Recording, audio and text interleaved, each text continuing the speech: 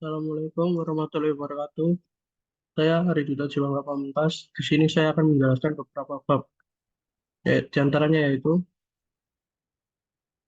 lokasi industri, teori sewa lokasi, teori lokasi industri klasik, revolusi industri dan perubahan ekonomi dunia, dan yang terakhir peningkatan produktivitas dan penurunan biaya transportasi. Untuk lokasi industri, teori lokasi industri klasik yang berasal dari Jerman pada abad ke-19 adalah salah satu pilar utama dalam bidang geografi ekonomi dan industri. Teori ini berfokus pada pengembangan rangka kerja untuk menjelaskan mengapa aktivitas ekonomi tertentu ditempatkan di lokasi tertentu. Lokasi industri pada masa itu menghasilkan keputusan lokasi didasarkan pada maksimisasi keuntungan ekonomi dengan mengabaikan faktor sosial dan budaya serta biaya transportasi dan tenaga kerja. Untuk teori sewa lokasi, berdasarkan konsep yang dikemukakan oleh von Thunen pada tahun 1826, menjelaskan bagaimana harga sewa lahan pertanian dapat diprediksi berdasarkan jarak dari pasar. Modelnya mengasumsikan wilayah terisolasi dengan satu pasar di tengahnya, petani yang rasional dan memaksimalkan keuntungan, dan biaya transportasi yang sebanding dengan jarak. Kurva Bittrand menggambarkan bagaimana jarak dari pasar memengaruhi jenis dan intensitas tanaman yang ditanam. Tanaman yang mudah rusak namun menghasilkan pendapatan tinggi di pasar memiliki kurva Bittrand yang curam. Sementara tanaman dengan pendapatan rendah namun sudah dianggap memiliki kurva Bittrand yang lebih datar.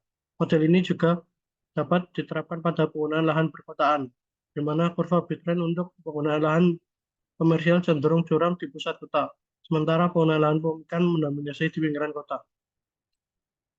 Untuk teori lokasi industri klasik, teori lokasi industri Alfred Weber dikenal sebagai teori lokasi dengan biaya terendah, berfokus pada identifikasi lokasi produksi termurah dengan mempertimbangkan biaya transportasi bahan baku dan produk jadi serta biaya tenaga kerja. August Lutz memperluas ide Weber dengan memasukkan konsep Kristaller tentang tempat sentral, menghasilkan model lokasi industri yang lebih komprehensif. Namun, modelnya lebih dikritik karena asumsi yang terlalu membatasi. Paul Krugman menghidupkan kembali teori lokasi ini dengan memasukkan ruang ke dalam teori ekonomi arus utama, menyoroti konsekuensi spasial dari peningkatan pengembalian.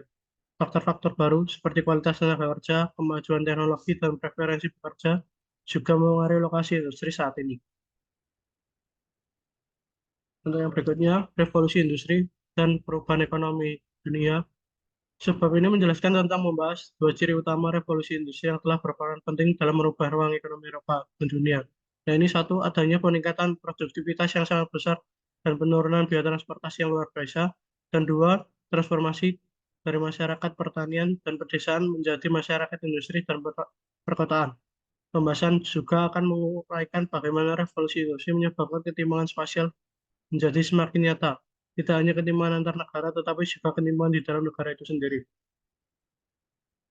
Untuk berikutnya, peningkatan produktivitas dan penurunan biaya transportasi. Revolusi industri dimulai di Inggris Raya pada abad ke-18, kemudian menyebar ke Eropa dan Amerika Utara, mengakibatkan peningkatan produktivitas yang besar. Produktivitas rata-rata di negara-negara maju barat meningkat 40-45 kali lipat antara 1700 hingga 1990. Berdampak pada peningkatan pendapatan individu dan ketidaksetaraan global yang belum pernah terjadi sebelumnya. Sektor transportasi mengalami perubahan dengan penurunan harga rata-rata angkutan dari 10 menjadi 1 antara 1800 hingga 1910, terutama dengan munculnya rel kereta api. Ini menghasilkan penurunan drastis biaya transportasi, mengakibatkan dunia semakin terhubung dan perubahan signifikan dalam ekonomi dan perdagangan global. Sekian penjelasan saya dan terima kasih. Apabila ada salah kata, saya mohon maaf. Wassalamualaikum warahmatullahi wabarakatuh.